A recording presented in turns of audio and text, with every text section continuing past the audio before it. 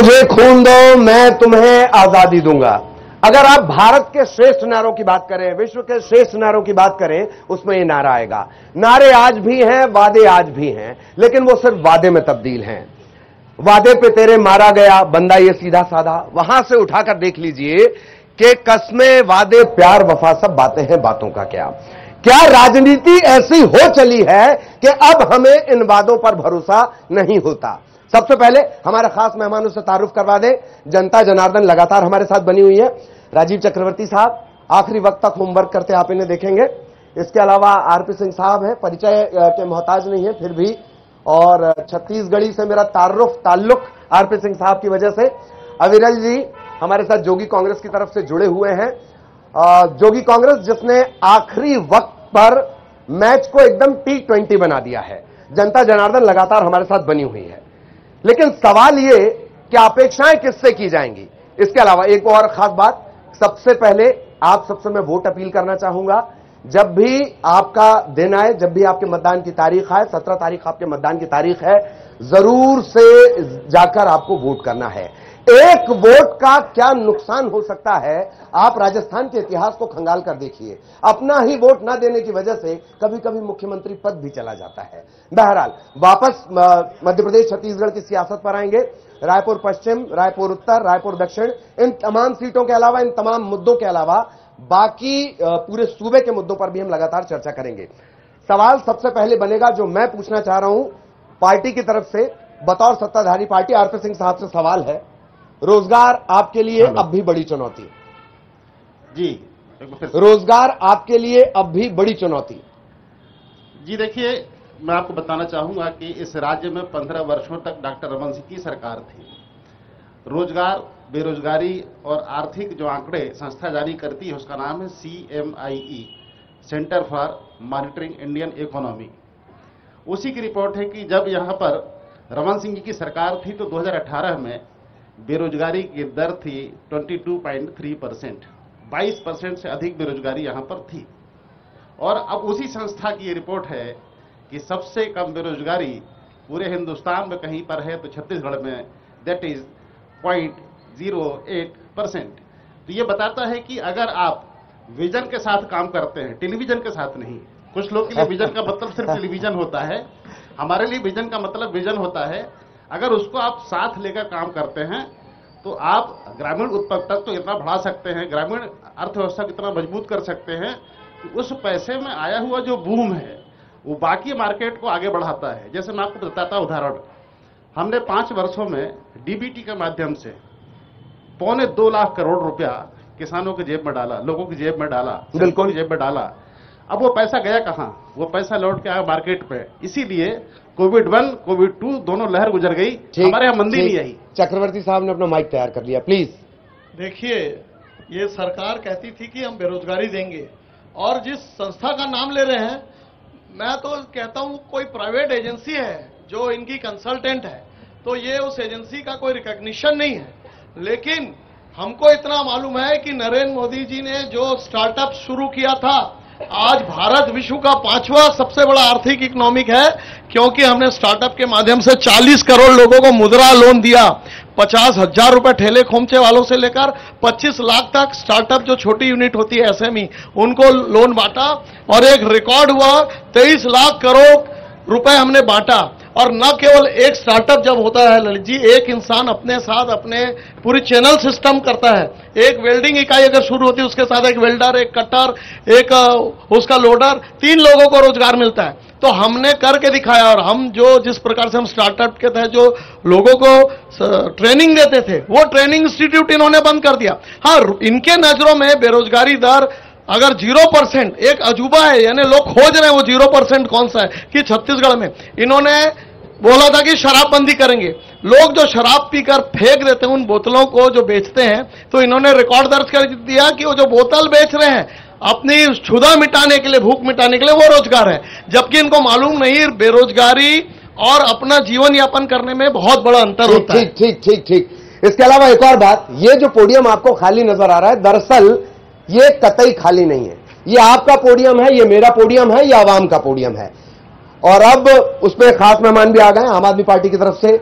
उपाध्याय साहब भी हमारे बीच आ गए, आपका भी बहुत बहुत स्वागत। अब मेरा पोडियम खाली होता है, मेरा पोडियम आपकी जगह है, आपका सवाल भी बहुत स्वागत के साथ स्वीकार किया जाएगा। बात बेरोजगारी की आपने कही, डबल इंजन की सरकार की गारंटी आप देते हैं, आपके कई राज्य बेरोजगारी से जूझ रहे हैं। नहीं देखिए, तो विश्व की समस्या है, हम नहीं कहते, हम झूठ नहीं कहते ना कि किसी संस्था से लाके बोल दिया 0%। जब भी हम तो कहते हैं नहीं, हम लड़ रहे हैं। दीर्घकालीन दलित जी, दीर्घकालीन योजना हम चल रहे हैं, स्टार्टमिशन योजना, तरुण किशोर योजना, तरुण किशोर योजना, तमाम तरह की तमाम योजनाएं को रोजगार मिल रहा है, रोजगार है। देखिए, बीजेपी के प्रवक्ता ने कहा कि बीजेपी ने रोजगार दे रहा है, आपके मोदी जी ने कहा था कि 2 करोड़ नौकरियां देने का, कहाँ गई नौकरी? एक 40 करोड़ लोगों को मिला मेरे दोस्त। अरे सुन लीजिए, एक एडिशन करना चाहूंगा क्योंकि यूथ हूं, तो एक यूथ होने के नाते सवाल करूंगा। 45 साल में सबसे ज्यादा अनएम्प्लॉयमेंट रेट अगर इंडिया में किसी की सरकार में हुआ है तो वो नरेंद्र मोदी जी की सरकार में हुआ है। भाजपा के नेता जवाब दें कि ऐसा क्यों है। चक्रवर्ती साहब से जवाब लेंगे, लेकिन उसके बीच आपने मैच को एकदम रोमांचक बना दिया है और अचानक से बनाया है, तरह तरह की बातें भी आ रही हैं। जी देखिए ललित जी, आपने जो बात की उससे पहले मैं आपको न्यूज़ 18 के सभी दर्शकों को दिवाली, दशहरा और जो भी सामाजिक पर्व है उनके लिए बहुत बहुत बधाई, शुभकामनाएं देता हूं। और चूंकि बात तो बहुत लंबी है और बात शुरू भी करनी थी, बट चूंकि उससे पहले भाजपा के प्रवक्ता साहब ने और सिंह साहब ने, आरपी सिंह जी ने बहुत सी बातें कही और उस पर थोड़ा सा एक जवाब दे दूं। स्टार्टअप योजना के बाद भाजपा, चूंकि हम ऊपर से नीचे आते हैं, हम लोग का छोटा सा प्रदेश है, बड़ा छोटा सा प्रदेश है हमारा, तो हम लोग ऊपर से आते हैं। बड़ी संस्था में जो लोग बैठे हैं, फिर प्रदेश में तो बैठे ही हैं, माननीय भूपेश बघेल जी है ना, इन पे तो बड़ी चर्चाएं होंगी, रोज ही भुगत रहे हैं हम लोग। तो मोदी जी का एक छोटा सा योजना जिसकी चर्चा ये कर रहे थे भाई साहब, हमारे पास स्टार्टअप योजना हुई, और बहुत सारी योजनाएं हुई। इन्होंने मुद्रा और बहुत बहुत स्कीमों के बारे में अपना बताया। आपको मालूम है कि सबसे ज्यादा हम लोग सफर इस पिछले 5 साल की गवर्नमेंट में, केंद्र या स्टेट, कहीं भी हम लोग सफर किए हैं, तो सबसे जो टफ ड्यूरेशन रहा ललित जी हमारा, वो रहा हमारा कोविड का ड्यूरेशन। क्या होता है कि उसमें हम लोग बाहर की व्यवस्था में थे नहीं, अपनी जो व्यवस्था थी वो चली नहीं, तो हम लोग उस समय शासन पे, मतलब एज अ सिटीजन हर एक आदमी डिपेंडेंट था सरकार के ऊपर। बिल्कुल उस समय पे माननीय मोदी जी की एक स्कीम चल रही थी, बहुत आप लोग को पता है कि मुद्रा स्कीम, ये बहुत सारा। तो ये लोग ने क्या किया, एक घोषणा की वहां से, जैसे फर्ज करें कि आपने 8 लाख रुपए का एक लोन लिया, उसमें इन्होंने एक घोषणा कर दी कि भी 20% हम आपको और देंगे, 25% हम आपको और देंगे। हम लोग बड़ा खुश हुए, भैया चलिए बहुत अच्छी बात है कि आपने कुछ ऐसी व्यवस्था की जिस व्यवस्था से लोगों का प्रॉब्लम सॉल्व आउट होता है। उस सिचुएशन में क्या किया, वो 2 लाख रुपए बैंक के मार्फत आ रहा था, जैसे यार उसमें जो अमाउंट था 2 लाख का डिस्बर्स होना था, जो एक्स्ट्रा सपोर्टिंग फंड हो सकता था, उसमें से ब्याज काट लिया सर, और किसी खाते में 15,000, किसी का 20,000 आए। तो अल्टीमेटली आप अपने ही इंस्टीट्यूशन, जो कि बैंकिंग इंस्टीट्यूशन है, आप उसको सपोर्ट कर रहे थे कि जनता को सपोर्ट कर रहे थे? आम आदमी पार्टी के पास चलेंगे। आम आदमी पार्टी भी अपनी जमीन लगातार तलाश रही है। आम आदमी पार्टी जिस मुद्दे को लेकर मैदान में है, वही दरअसल मुद्दा उनके लिए सबसे बड़ा सवाल भी बन जाता है। शराबबंदी को लेकर जब भी सवाल हो, शराबबंदी को लेकर या शराब जैसे ही शब्द आता है, बहरहाल क्या रोड मैप, क्या प्लान आम आदमी पार्टी के पास? आम आदमी पार्टी का रोड मैप है फ्री बिजली। छत्तीसगढ़ स्टेट को सरप्लस स्टेट बोला जाता है। पानी हमारा, कोयला हमारा, लेकिन सबसे महंगी बिजली छत्तीसगढ़ में मिलती है। और कांग्रेस तो ने हद पार कर दी, 200 यूनिट बिजली बिल हाफ, और वो हाफ के रूप में मात्र 190 रुपया हाफ होता है, जिसको एनर्जी चार्ज बोलते हैं। 380 में 190 रुपया माफ करते हैं और बिल आता है 773 रुपया। तो इस कदर 5 साल छत्तीसगढ़ की जनता के साथ झूठ बोलने का काम किया। बिल्कुल। लेकिन आम आदमी पार्टी की सरकार दिल्ली में 200 यूनिट बिजली का बिल अगर फ्री बोलती है तो बिल आता है 0, और अगर पंजाब में 300 यूनिट बिजली फ्री बोलती है तो बिल आता है 0, मतलब 0। इनके जैसे बेवकूफ बनाने का काम नहीं करते।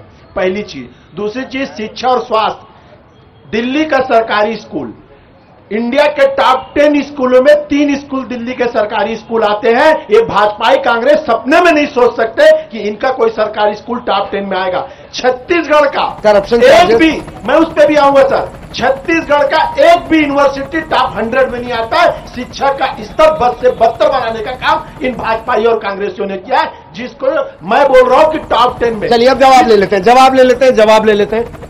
सबसे पहले राजीव चक्रवर्ती साहब से शुरू करते हैं। बिजली को लेकर एक बात निकल कर आई, हालांकि बिजली का आपका भी सवाल रहेगा।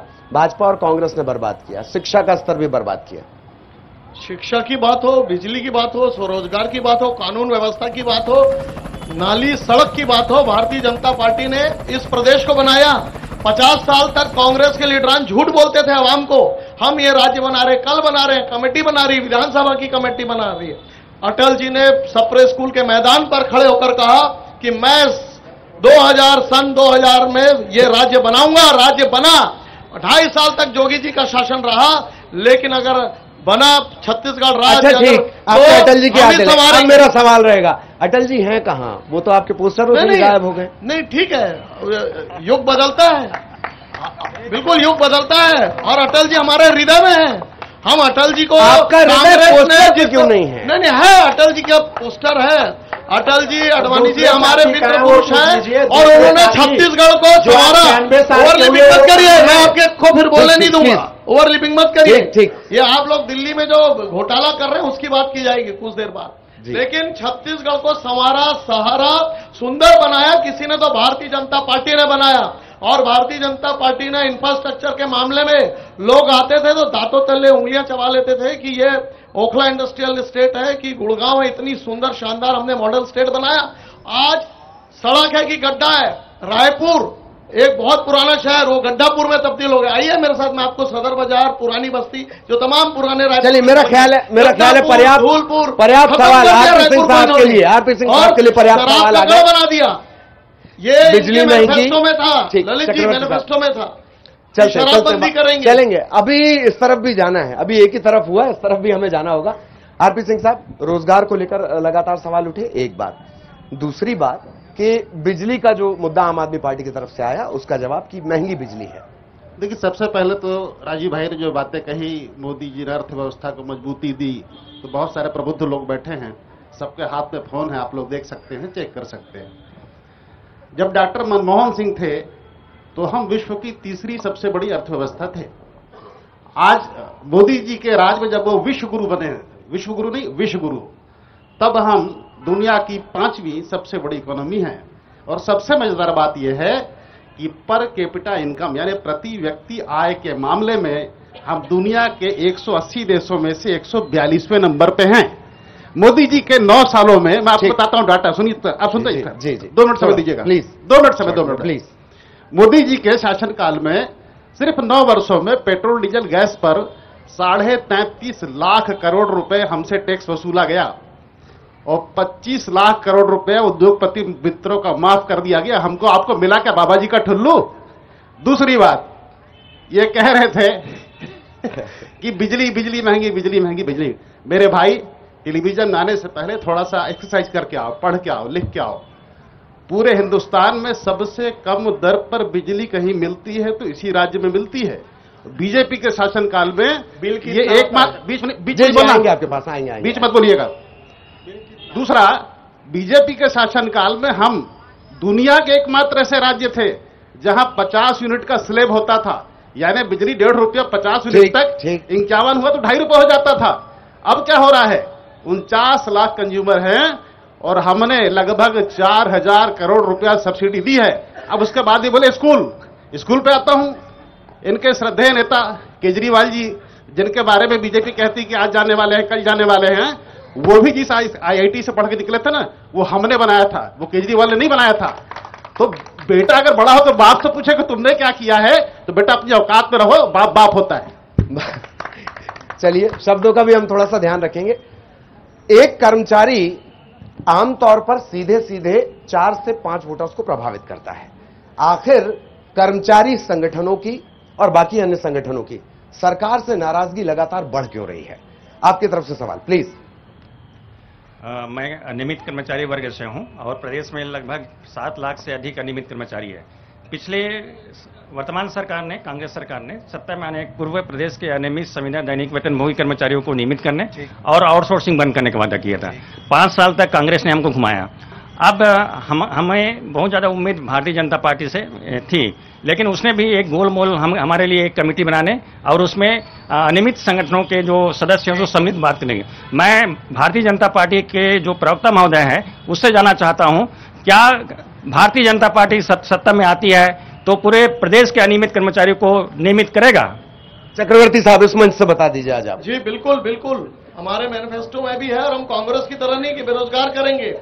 बिल्कुल बिल्कुल करेंगे। हमारा ये घोषणा पत्र में भी वादा है, और न केवल उसको हम नियुक्ति पत्र भी देंगे, सबसे बड़ी बात।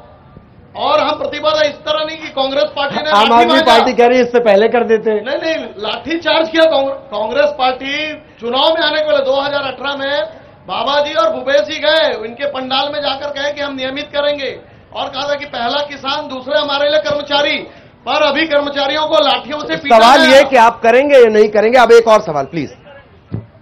मैं जानना चाहूंगी कि पहला जो आपका बेरोजगारी था, सर आप आत्मानंद स्कूल खोल रहे हैं, इतना शिक्षा दे रहे हैं, हमको रोजगार देने के लिए, हमको पढ़ा लिखा के रोजगार देने के लिए, फिर बेरोजगारी भत्ता क्यों देते हैं?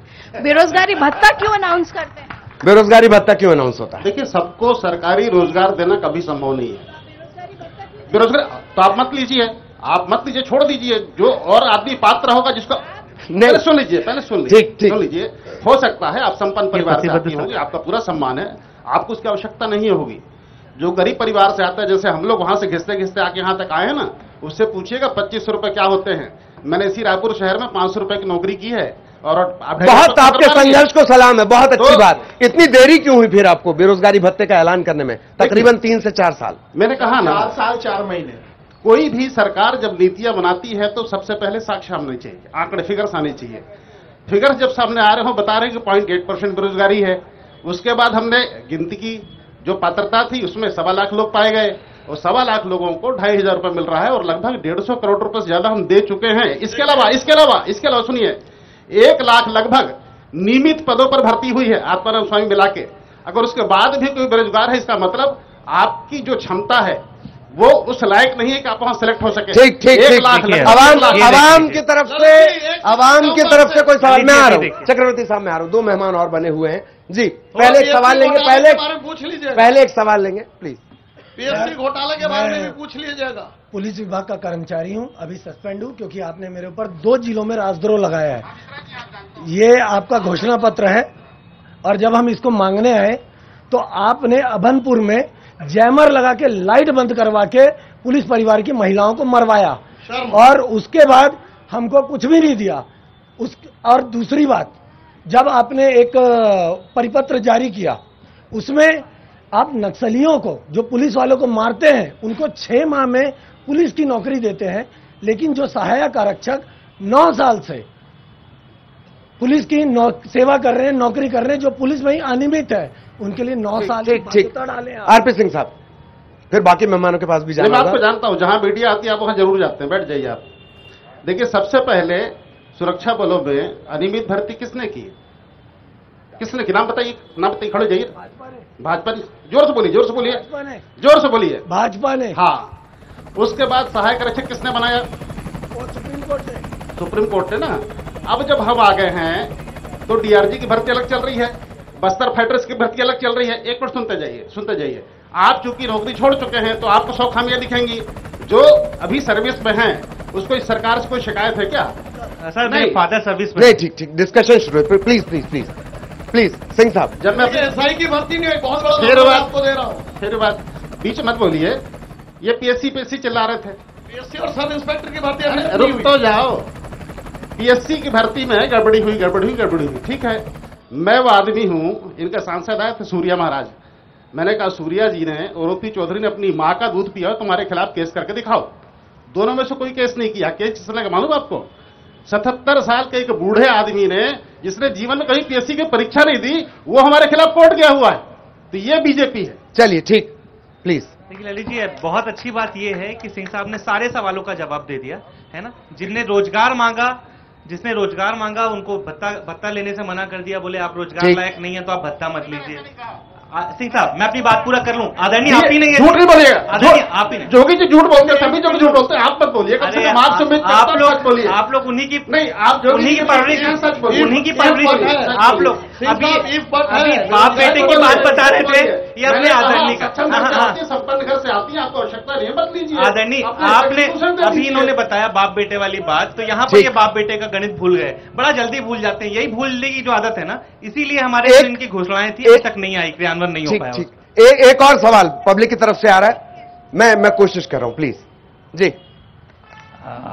मेरा सवाल जो है कांग्रेस के प्रवक्ता से है, जिन्होंने बाबा जी का ठुल्ला शब्द इस्तेमाल किया, बाप बेटे की बात कही, उनसे मेरा ये प्रश्न है कि 60-70 साल की इनकी जो सरकार थी, उस समय एक नारा चला था बेरोजगारी हटाया जाए।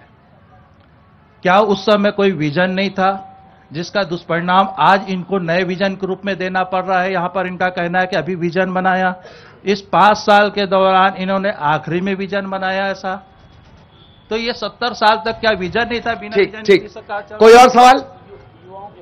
जी मेरा ये सवाल दोनों पार्टी से है, कांग्रेस भाजपा दोनों से है, कि एक तरफ आप बात करते हैं कि युवाओं को मौका देना चाहिए। रायपुर विधानसभा से एक सीट है आपकी उत्तर विधानसभा, जिसमें आपका एक कार्यकर्ता था अजीत कुकरेजा जो पार्षद है, वो 10 सालों से इतनी मेहनत की, आप युवाओं को मौका नहीं देके पुरानी जीन्स को रिपीट कर दिए, जो आज सिर्फ वसूली करता रहता है। ऐसे लोगों को आप मौका देते हैं और युवाओं को मौका नहीं दे रहे हैं। बहुत शॉर्ट सिंह साहब प्लीज। देखिए, राजनीति में इच्छाओं का होना जरूरी है, लेकिन महत्वाकांक्षाओं का होना नुकसानदायक होता है। मैं 30 साल से सुनिए सत्ता में हूं, 30 साल से राजनीति में हूं, अभी भी इस सरकार में मेरी कोई हैसियत नहीं है, कोई ओहदा नहीं है, तो मैं कोई बगावत नहीं कर रहा हूं।